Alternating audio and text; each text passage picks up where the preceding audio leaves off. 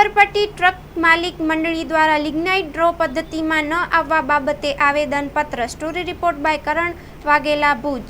અરવિંદભાઈ આહિર છે, ભોમવારા ગામનો વતની છું। અમારી માંગ એક જ છે, જે આ ટ્રક લિગ્નાઇટ ટ્રક એસોસિએશન વર્ષોથી ચાલી રહ્યો છે અને નાના માણસોને 10 વ્હીલ ગાડી પહેલાં હતી, હવે 12 વ્હીલવાળીને રોજગારી મળી રહી છે। તે આપણે અહીંયા રજૂઆત એટલા માટે સાહેબને કરવા માટે આવી છે, નાના માણસોને રોજગારી મળી રહે, 14 વ્હીલ અને 16 વ્હીલ ગાડી ચાલુ ન થાય જીએમડીસીમાં, એના માટે અમે રજૂઆત કરવા કલેક્ટર સાહેબને આવ્યા હતા અને બહોળી સંખ્યામાં ટ્રક માલિકો અમારી પાવરપટ્ટી ટ્રક એસોસિએશન વતી આવ્યા છીએ। જે સાહેબને રજૂઆત કરી કે આવતા દિવસોની અંદર અમારે આ 10 વ્હીલ 12 વ્હીલ ટ્રક માલિકોને કોઈને પણ સાહેબ તકલીફ ન પડે એવી આપણા માધ્યમથી અમને ફાયદો ક્યાં થાય એવું આપણે સૂચન કરશો તો સાહેબ શ્રી પાસેથી અભિપ્રાય સારા મળ્યા કે અમે સારા પ્રયત્ન કરશું, જેનાથી માટે ટ્રક માલિકોનું હિત જળવાઈ રહે। 10 વ્હીલ 12 વ્હીલ એક ખેતી પછીનું આ એક ઉદ્યોગ છે, ખેતી પછીનું આ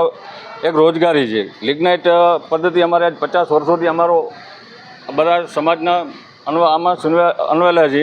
તો આના માટે જે ખેતી પછીનો આ એક નાનો મોટો એક માણસ આમાં ધંધો કરી શકે, 2-5 લાખ રૂપિયા હોય તો આ ટ્રકનો ધંધો કરી શકે, 10 વ્હીલ 12 વ્હીલ, અને એનામાં એની રોજગારી મેળવી અને એના બાળકોનું પાલન પોષણ કરી શકે, એના માટે આ નાની 10 વ્હીલ 12 વ્હીલ ગાડીઓનો મળી રહે ધંધો, તો એના માટે કરીએ। બાકી 14 વ્હીલ 16 વ્હીલ ગાડીઓ છે, મોટા માણસો કણે હોય એને કોઈ ફરક પડતો નથી લિગ્નાઇટથી,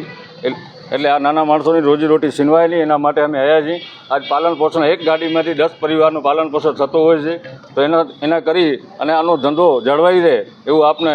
અમે કલેક્ટર સાહેબ કને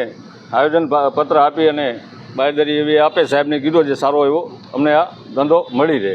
હું Yunus Brepotra, post master, Bhuj head post office. આપણે વાત કરીએ તો જે પોસ્ટ ઓફિસનું જે સોફ્ટવેર છે આ નવું અપડેટ કરવામાં આવ્યું છે અને લોકોમાં એક ખુશીનો માહોલ છે ને સાથે સાથે પોસ્ટ ઓફિસના કર્મચારીઓ, સાહેબો, અધિકારીઓએ આજે એક સેલિબ્રેટ કરવામાં આવ્યું છે। લોકોને નામ કેટલો થાય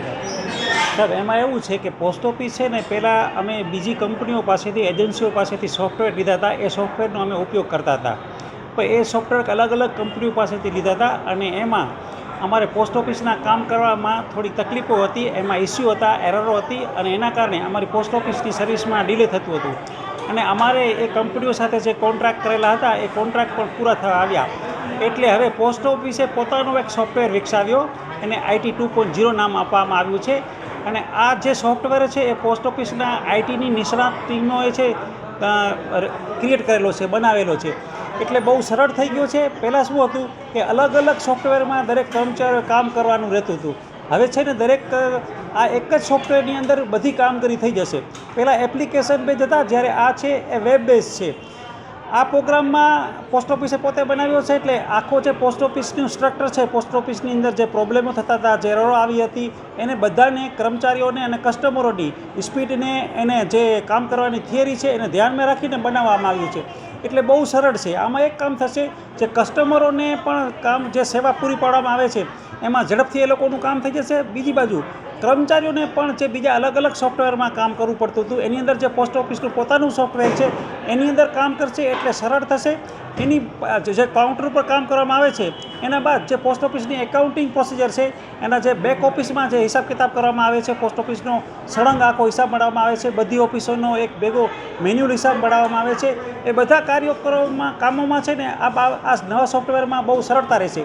અને આ પોસ્ટ ઓફિસે પોતે સોફ્ટવેર વિકસાવ્યો છે, એટલે એની અંદર કાંઈ ઇસ્યુ કે પ્રોબ્લેમ આવશે એટલે પોસ્ટ ઓફિસના કર્મચારીઓ એની ઉપર તૈયાર બેઠા હશે, તરત જ એનું સોલ્યુશન લાવી દેશે। ઘણો થશે સાહેબ, પહેલાં છે ને અલગ અલગ સોફ્ટવેરો હતા, બધામાં કંઈક ને કંઈક ઇસ્યુ રહે અને એ લોકોને અમારા પોસ્ટ ઓફિસના કર્મચારીઓ એ લોકોને જાણ કરવી પડે, ટિકિટો રાઇઝ કરવી પડે, પછી એનું ફોલોઅપ લેવું પડે, પછી એ લોકો જવાબ આવે ત્યારે કોઈ પણ સમસ્યાનું નિરાકરણ થતું હતું। જ્યારે પોસ્ટ ઓફિસે પોતાનો સોફ્ટવેર વિકાર્યો છે એટલે એની ટીમ હાજર જ હોય, તૈયાર જ હોય અને તરત જ એનું ઝડપથી સોલ્યુશન કરી લેવામાં આવે। બીજું કે પોસ્ટ ઓફિસે જે આ પ્રોગ્રામની ક્રિએશન કર્યું છે, રચના કરી છે, એટલે એને